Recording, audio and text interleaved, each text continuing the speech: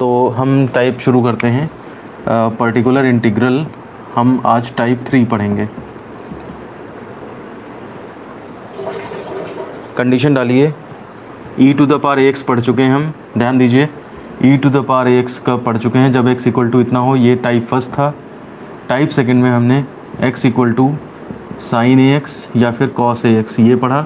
और मैं आपको बता दूं, ये चीज़ शायद मिस हो गई थी कि अगर साइन ax प्लस बी है, साइन ax प्लस बी या फिर कॉस ax प्लस बी भी है, तो भी जो है वो आपका कंसेप्ट नहीं बदलेगा। बस ये है, जो साइन एक्स था साइन एक्स प्लस बी चलता रहेगा। काम में केवल आपका ए आएगा। जो चेक करी जाएंगी कंडीशंस वो ए से चेक करी जाएंगी। तो इसलिए अगर कोई क्वेश्चन आपको ऐसा भी मिलता है कि जिसमें साइन एक्स, जैसे ऐसा मिल गया कि डी स्क्वायर प्लस 2d और इज इक्वल टू करके साइन 2x प्लस 3, तो कोई दिक्कत नहीं है, आप sine 2x plus 3 upon F D कर देंगे, एफ डी स्क्वायर, और इसमें जो है वो D square equal to minus A square की जो कंडीशन होती है वो पुट होती रहेगी। तो आज हमारे पास जो तीसरा केस है उसकी बात करते हैं। x equal to x to the power n, यानी कि e to the power x के केस कर लिए हमने, साइन x के कॉस x के केस कर लिए, और अब x to the power n का केस करना है। तो x equal to x to the power n या फिर और ax plus b to the power n, तब भी कोई कंसेप्ट नहीं बदलेगा, मेथड यही चलेगा। आपको बेसिकली जो है वो पावर n और x होना चाहिए। तो उस केस में कैसे सॉल्व करा जाएगा, तो वो चीज़ हमें देखनी है। तो ऐसे केस में then P I is equal to, मैं बता दूं इसके क्वेश्चन जो हैं वो आसान तो हैं लेकिन लेंदी होते हैं, करने में लंबे हो जाते हैं, तो इसलिए ध्यान से समझिएगा। तो पर्टिकुलर इंटीग्रल हो जाएगा x अपॉन एफ डी, यानी कि आप अगर ये रखो तो x to the power n upon F d हो जाएगा, या फिर ये रखोगे तो a x plus b to the power n upon F d हो जाएगा। तो उस टाइम पे ये पर्टिकुलर इंटीग्रल इस तरह से, ये तो हमें मालूम ही है, ये तो हम दोबारा बेकार में लिख रहे हैं कि x अपॉन एफ डी इस तरह से जो है वो पर्टिकुलर इंटीग्रल निकलता है, ठीक है ना। अच्छा, मैं यहाँ पे एक एग्जांपल से समझाता भी रहता हूँ और इधर स्टेप्स भी बताता रहता हूँ। सपोज़ करिए जैसे x square upon D square plus 2d plus 3, ये एग्ज़ाम्पल है मेरे पास, ठीक है। ये पर्टिकुलर इंटीग्रल है, तो इसको कैसे सॉल्व किया जाएगा। और इन जनरल यहाँ पे हम लिख रहे हैं P I is equal to x to the power n over F D, ये इन जनरल चल रहा है। तो क्योंकि स्टेप समझने में यहाँ पे आपको दिक्कत होगी कि क्या कह रहे हैं वो समझ में नहीं आएगा, तो इसलिए मैं वहाँ से एग्जांपल भी एक चलाता रहूँगा हल्का हल्का सा कि क्या क्या हो रहा है। स्टेप नंबर 1 लिखिए। स्टेप 1, सबसे पहले ये जो एफ डी है इसको आप असेंडिंग ऑर्डर में, डी की असेंडिंग ऑर्डर में बना लेंगे। लिखिए एफ डी को, ये एफ डी जो है उसको डी की घातों के, मैं लिख देता हूँ एफ डी को डी की घातों के आरोही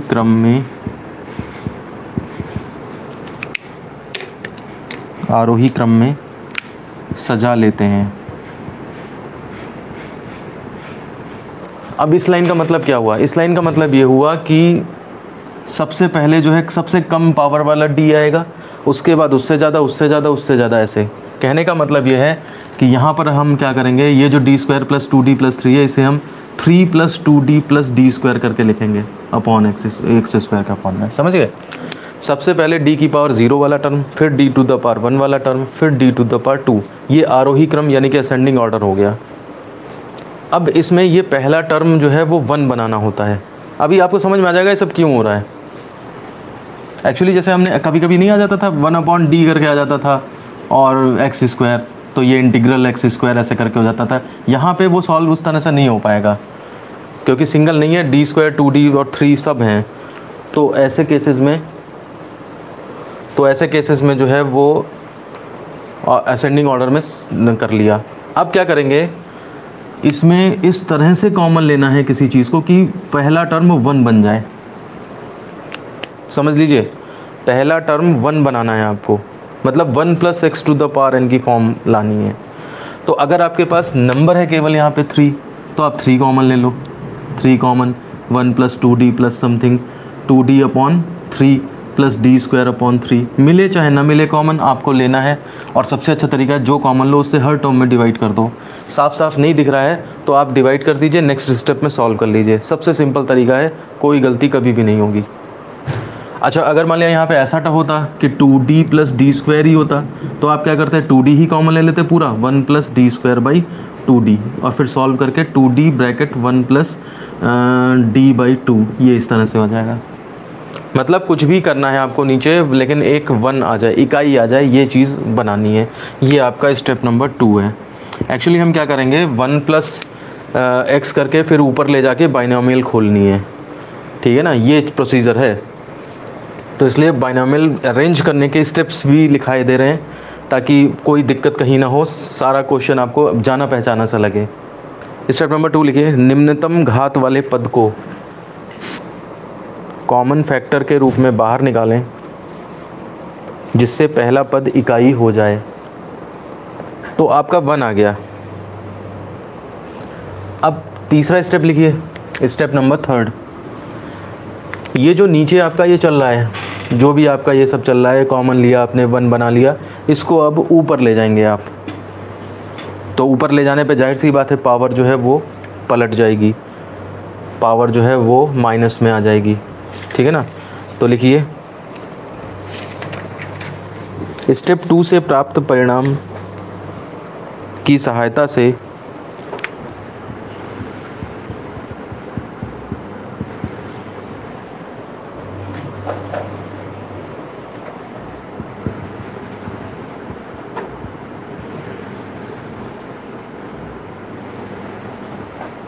x upon x to the power n upon F D को 1 plus minus F D to the power minus 1 x to the power n इस फॉर्मेट में अरेंज कर लें, के रूप में व्यक्त करें।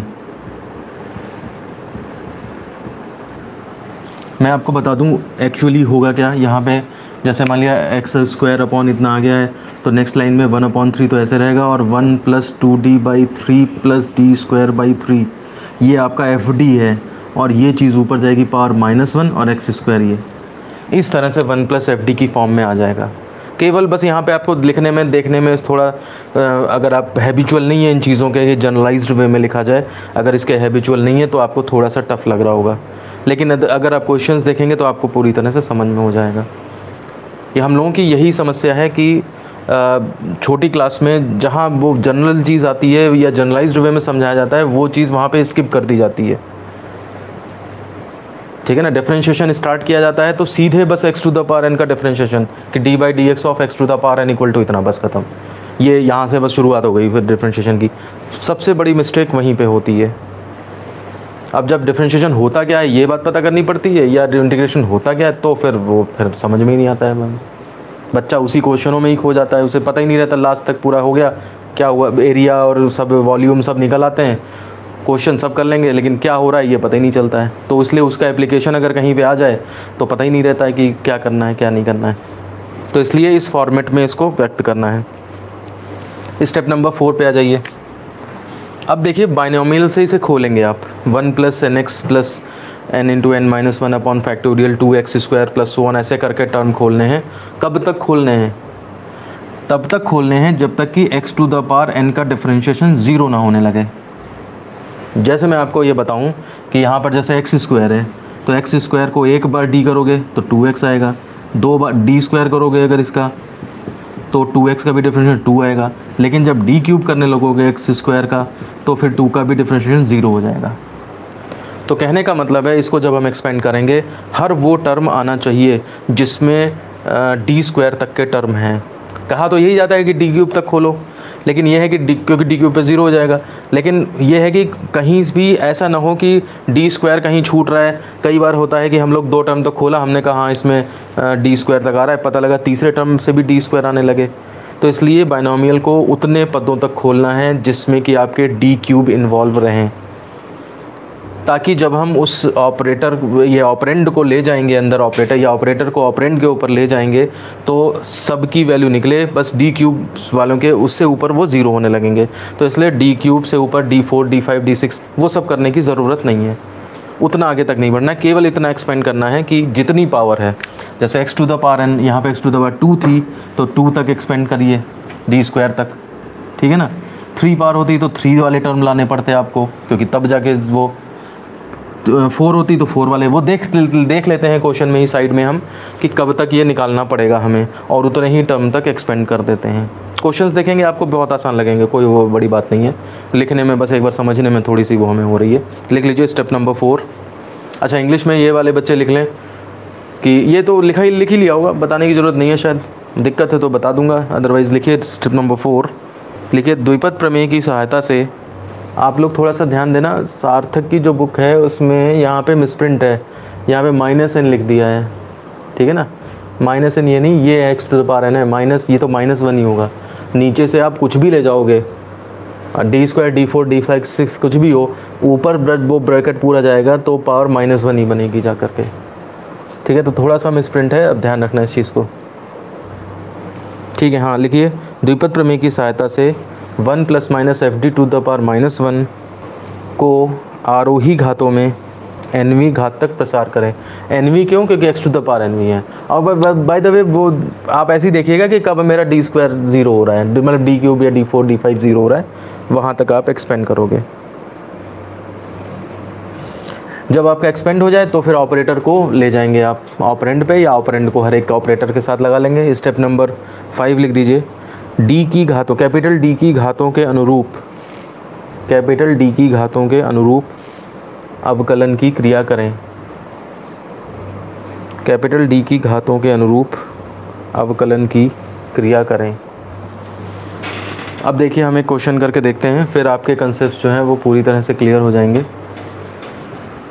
और फिर आप इस एक्सरसाइज के कुछ क्वेश्चन सॉल्व भी कर सकते हैं। क्वेश्चन है, हल करें। क्या हल करें?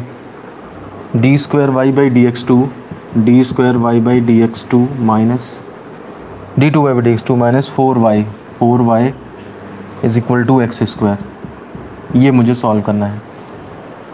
तो इसके अंदर जो है वो इसको ऑपरेटर फॉर्म में लिखें, d² minus 4y is equal to x², यानी कि d² minus 4y is equal to x²। ये आपका एफ डी यहाँ पे जो आ गया वो ये चीज़ है, is equal to d² minus 4। अब इसकी ऑक्सिलरी इक्वेशन निकालें तो वो m² माइनस 4 होगी इक्वल टू 0। यहाँ से रूट्स निकलेंगे और रूट्स निकले कॉम्प्लीमेंट्री फंक्शन निकलेगा। ये सब काम हम आपके लिए छोड़ रहे हैं, उसके लिए जगह छोड़ दीजिए, आप करते रहिएगा। इसके बाद हम, अभी मैं मिटाता नहीं हूँ, अब नाउ ये एट फर्स्ट हो गया, एट फर्स्ट आधा काम ये कर लिया हमने। अब नाउ पर्टिकुलर इंटीग्रल निकालेंगे, तो ये फॉर्मूला होता है x/fd। तो इसमें क्या होगा, x का मतलब हो गया जा करके आपका x² अपॉन fd का मतलब क्या हो गया, d² माइनस 4। इससे आप पहचानोगे d2/dx2 से पहचानोगे चैप्टर नंबर 5 है, और इससे पहचानोगे कि ये टाइप नंबर 3 है। अब आप इस पे पहला स्टेप अप्लाई करिए। हाँ आदर्श, ठीक है, 4-5 स्टेप्स तुम्हें समझ में आ जाएगा, क्वेश्चन अभी समझ लो, और उसके बाद 4-5 स्टेप्स मैं इंग्लिश में लिखवा देता हूँ बाद में। तो पहला स्टेप क्या था कि इसको d की असेंडिंग पावर्स में अरेंज करें। तो क्या करेंगे हम, x² अपॉन माइनस 4 पहले लिखा प्लस d² बाद में लिखा। ध्यान से देखते रहिए, कुछ एक्स्ट्रा नहीं करना है आपको, जो हमने समझाया है वही आपने एग्जीक्यूट करना है। अब नेक्स्ट स्टेप क्या था कि ये जो नीचे fd का फंक्शन बना है 1 + fd, ये ऊपर ले जाओ तो पावर ऊपर माइनस में चली जाएगी, ठीक है। तो ये हो जाएगा -1/4 x², ये पहले ये ब्रैकेट लिख दें, 1 - d²/4 to the power -1 x²। अब देखिए यहाँ पे हमें एक्सपेंड करना है इसको द बायनॉमियल से, ठीक है ना, बायनॉमियल से एक्सपेंड करना है, और इतना करना है कि देखिए x² का एक बार डिफरेंशिएशन करेंगे तो 2x होता है, और दोबारा करोगे तो 2 होगा, एक बार d करोगे तो इतना, d² करोगे तो इतना, और d³ करोगे तो 0। तो d² मतलब d² तक रहे, d³ आज मतलब से ऊपर वालों की ज़रूरत नहीं है मुझे। तो देखिए हम इसको एक्सपेंड करते हैं, -1/4 फॉर्मूला में लिख दूँ, शायद हो सकता है कुछ लोगों को ना याद हो, 1 + x to the power n is equal to 1 + nx plus n into N minus one upon factorial two x square plus n into N minus one N minus two upon factorial three into x cube, ऐसे करके होता है ये formula. तो यहाँ पे आप देखिए मैं एग्जैक्टली ये अप्लाई करने जा रहा हूँ, आप दिमाग थोड़ा लगाइए खोल के, क्योंकि ये क्वेश्चन हो सकता है इसमें आसानी से हो जाए, लेकिन और क्वेश्चंस में कॉम्प्लिकेशंस बढ़ सकती हैं, इसलिए आप एग्जैक्टली देख लीजिए किस तरह से फॉर्मूला अप्लाई हो रहा है। तो 1 प्लस, अब nx जो माइनस है उनके साथ रखिए आप, n का मतलब क्या है -1 ये रखा मैंने, x का मतलब क्या है माइनस डी स्क्वायर बाई 4, समझ रहे हैं आप, 1 प्लस nx ये हुआ।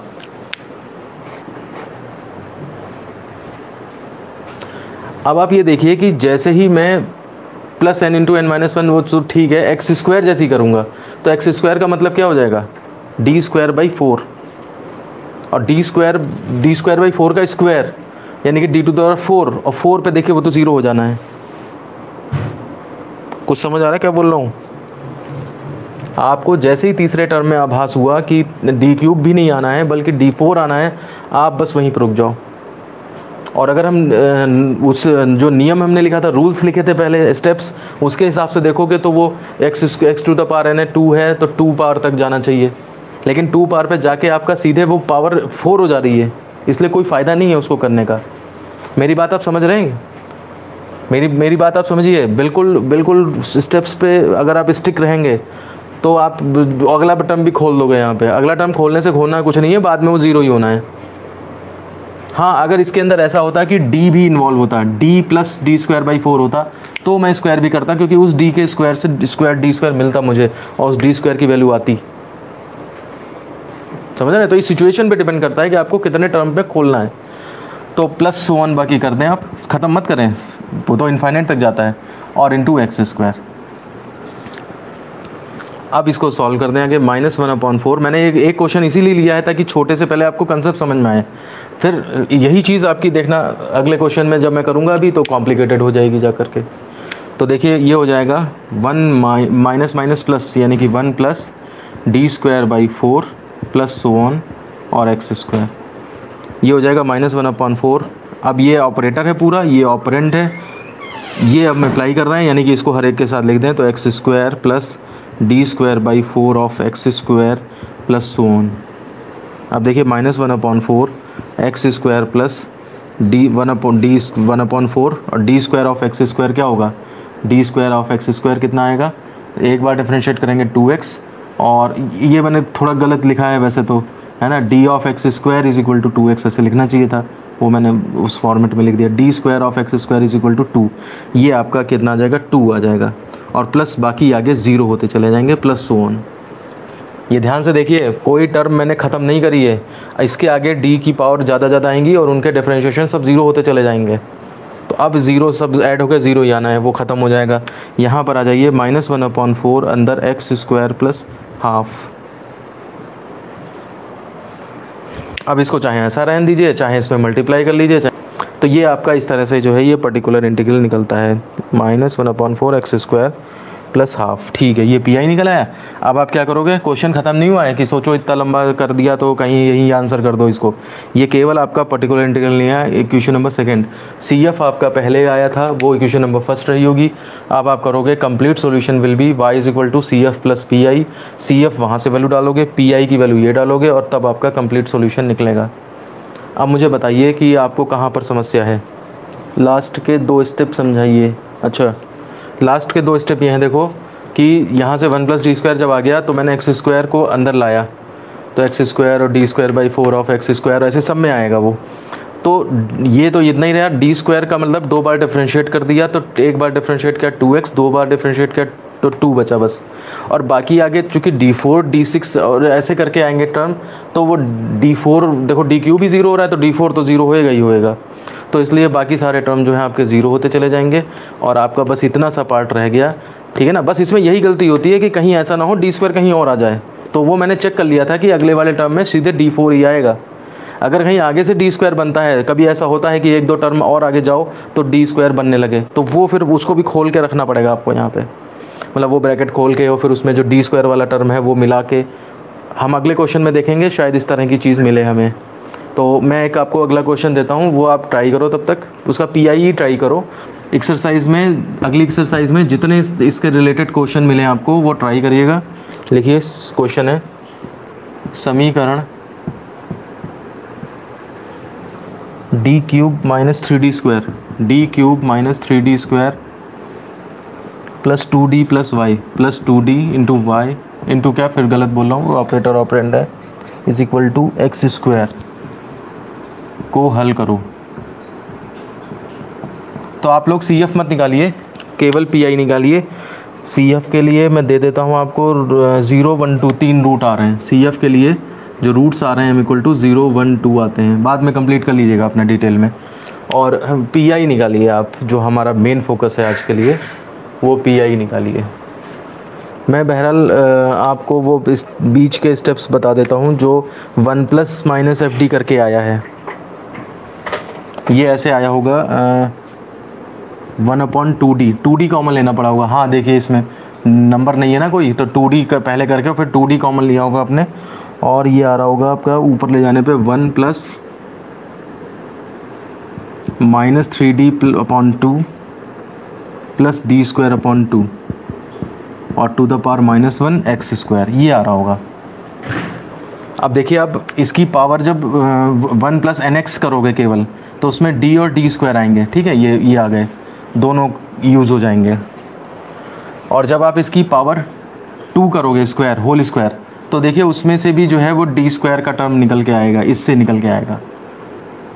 और दोनों की जब मल्टीप्लाई होगी एक a square plus B square plus 2ab, तो d क्यूब का टर्म बनेगा, वो काम का नहीं होगा, वो उससे ज़ीरो हो जाना है। इससे इसके स्क्वायर से d4 बनेगा, उससे भी कुछ नहीं होना, वो भी ज़ीरो हो जाना है।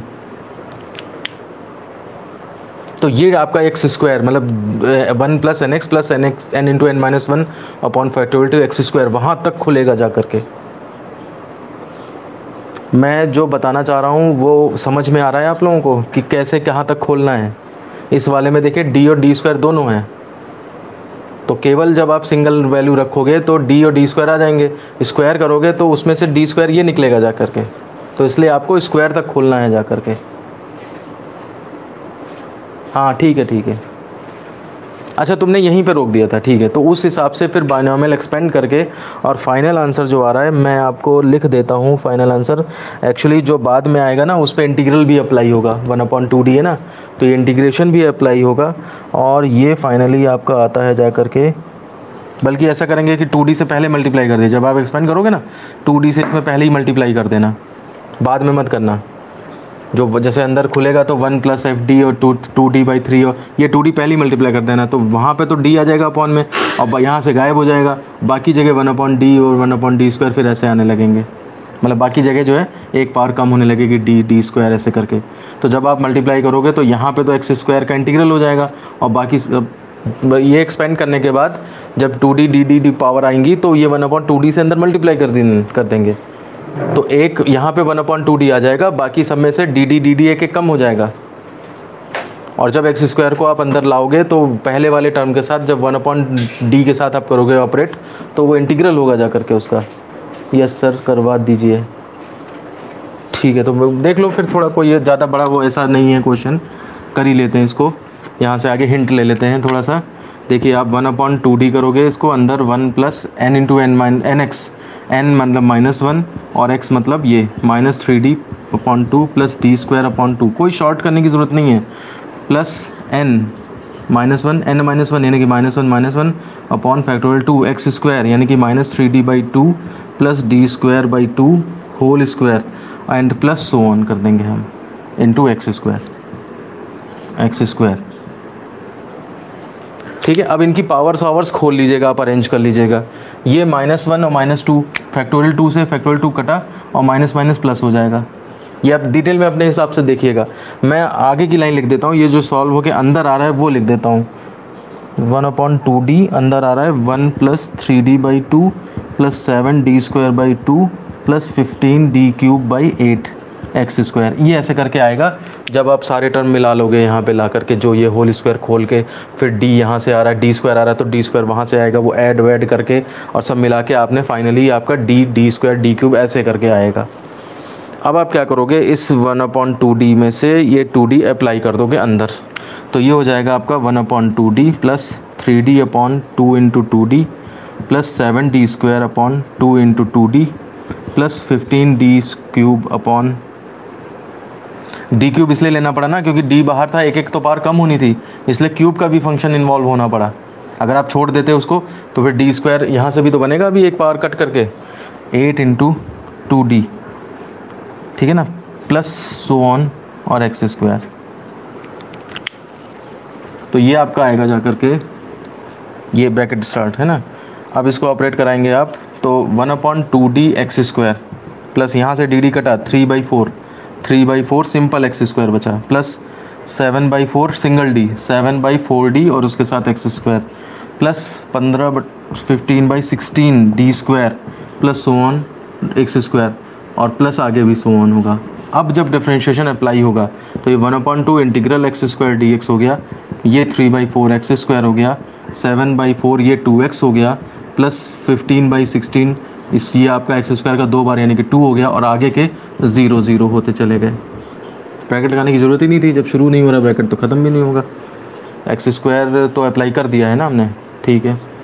तो ये आपका 1/2 x³ 3 हो गया प्लस ये 3/4 x² हो गया, ये आपका 7 2 14 2 से कट भी जाएगा 2 2 7 2/2x प्लस 2 8 15/8 एंड प्लस अब ज़रूरत ही नहीं 0 लिखने की।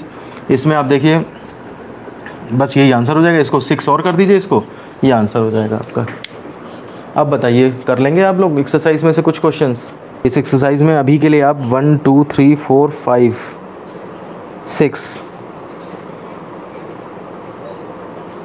6 तक आराम से ट्राई कर सकते हैं, बाकी और आगे तक भी देख सकते हैं अगर होने लगे, मतलब अप टू 6 तो हर कोई कर सकता है, तो इसलिए आप इसको ट्राई कर लेंगे। तो ठीक है, फिर ये वीडियो यहीं ख़त्म करते हैं, अगले वीडियो में फिर मिलेंगे आपसे, तब तक आप क्वेश्चंस ट्राई करिए, आपके पास थोड़ा काम आ गया है।